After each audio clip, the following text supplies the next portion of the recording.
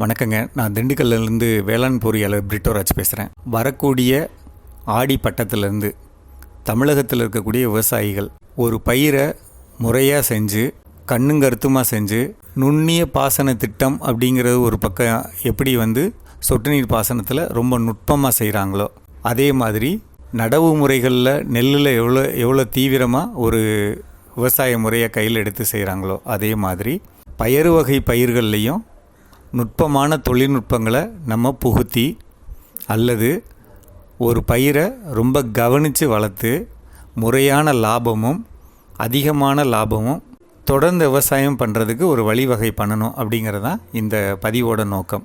இந்த பதிவில் ஆடிப்பட்டத்தில் நம்ம மானாவாரியாக இருக்கட்டும் அல்லது இரவையாக இருக்கட்டும், எந்த விதமான பாசன முறையாக இருந்தாலும் நம்ம கையில் எடுக்க வேண்டிய ஒரு முக்கியமான பயிர் அவரை. இந்த அவரையை பொறுத்தளவில் தமிழ்நாடு மட்டும் இல்லைங்க, நம்மளை சுற்றி இருக்கக்கூடிய கேரளா, கர்நாடகா, ஆந்திர மாவட்டங்களில் தமிழ்நாட்டோட அவரையோட தேவை ரொம்ப ஜாஸ்தி.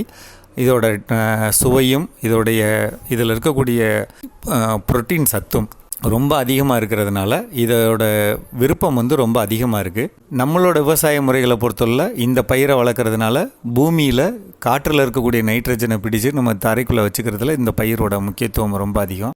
இந்த பயிரோட இன்னொரு முக்கியத்துவம் என்னென்னா, பொதுவாக பெரிய அளவுக்கு பட்டம் இல்லை, நமக்கு கையில் தண்ணி இருந்தது, நம்மளுடைய நிலம் நல்லா இருந்ததுன்னா சிறப்பான மேம்படுத்தப்பட்ட விதைகளை வச்சு முழு வருடமும் நம்ம ஒரு பயிர் பண்ணலாம் அப்படிங்கிறது இந்த பயிரோட இன்னொரு முக்கியத்துவம். ஒரு நிலையான வருமானம் இருக்கும் கண்டிப்பாக, அதுதான் இதோட ஹைலைட்டு, இதோட முக்கியத்துவமே.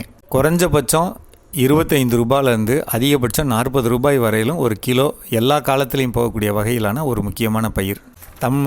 இந்த அவரை அப்படிங்கிறதுல நிறைய வகையான அவரைகள் இருந்தாலும் பொதுவாக நம்மளுடைய மக்களுக்கு தெரிந்த அல்லது மக்கள் விரும்பக்கூடிய வகை அவரைகள் அப்படிங்கிறது ஒரு விரல் அகலத்தில் இருக்கக்கூடிய கோழி அவரை.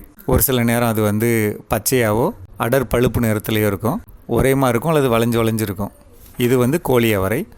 2 விரல் அகலத்தில் இருக்கிறது நம்மளுடைய சாதாரண பட்டை அவரை. 3 விரல் அல்லது 4 விரல் அகலத்தில் இருக்கிறது யானைக்காது அவரை. இந்த 3 ரகங்கள் தான் இந்த நம்மளுடைய தமிழ்நாட்டிலையும் சரி பக்கத்தில் இருக்க மாநிலங்கள்லேயும் அதிகமாக விரும்பக்கூடிய ரகங்கள். அதனால் இந்த 3 ரகங்களை நம்ம கையில் எடுக்கிறது, இதில் எது பிடிக்குதோ அதை கையில் எடுத்துக்கிறது ரொம்ப நல்லது.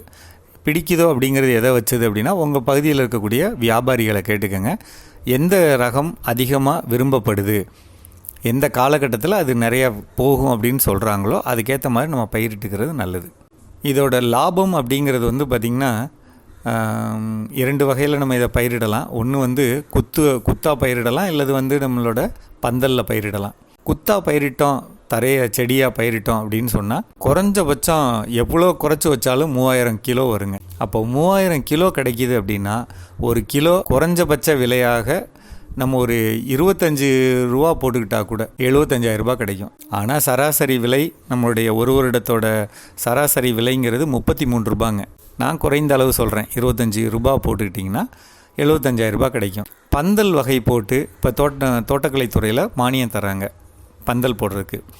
அந்த மாதிரி பந்தல்கள் அமைச்சிட்டு அந்த பந்தலில் நம்ம அவரை பயிரிட்டோம் அப்படின்னு சொன்னால் குறைந்தபட்சம் 5 டன்னும் அதிகபட்சம் 10லேருந்து 12 டன்னும் நம்ம லாபம் எடுக்கலாம்.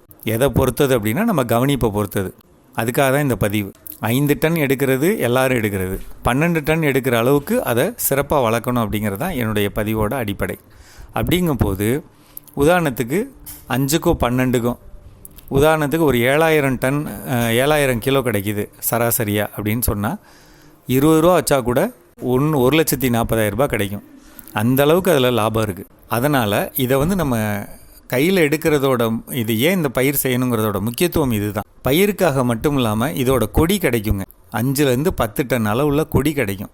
இந்த கொடி மாடுகளுக்கான நம்மளுடைய கால்நடைகளுக்கான முறையான தீவனமாக மாற்றுறதுக்கு ஒரு முக்கியமான ஒரு விஷயமா இருக்கும். சரியான நேரத்தில் அதை எடுத்து நம்மளுடைய மாடுகளுக்கு அதை கடலை கொடியை அடைஞ்சு வச்ச மாதிரி இந்த கொடியையும் முறைப்படுத்தி பதப்படுத்தி நம்ம வச்சுக்கிட்டோம்னா மாடுகளுக்கு அதோட ஒரு சில காலங்களுக்கு தேவையான தீவனத்தை கொடுக்க நம்ம ஒரு பெரிய வாய்ப்பாக இருக்கும். அதனால் இந்த பயிர் ரொம்ப முக்கியமானது.